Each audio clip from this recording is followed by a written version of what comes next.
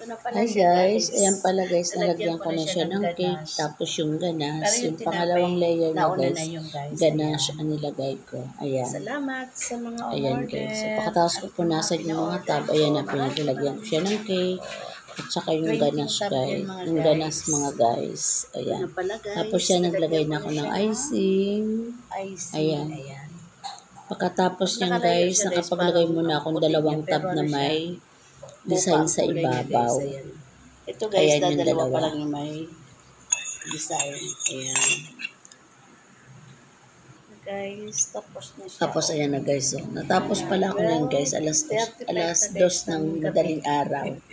Kasi guys, umalis kami. Tapos kasi pagkagaling namin sa cemetery ko na yan, dumating kami galing alas 10. Kaya, ayan na siya guys.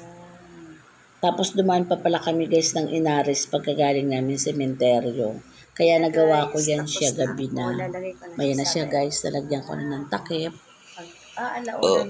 Yung ating mga cake and atab.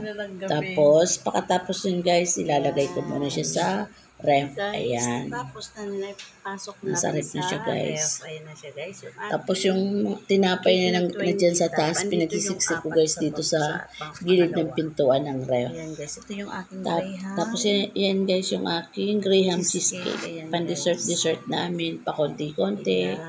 Bukas ko yan i-deliver guys. Ayan.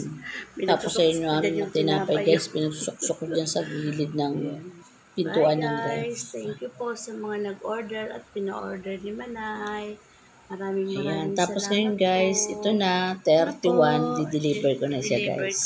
Alas 12 ngayon ng order. Alas 12 ng tanghali na ako guys, nakaalis. Kanina. Ayan na guys, na-deliver ko na yan. Lahat yan guys, naubos. Thank you po sa lahat na pina-order ni Manay at umorder. Maraming salamat po. Guys, salamat po sa mga nag-order at pina-order Thank ni Manay. you. Thank you po.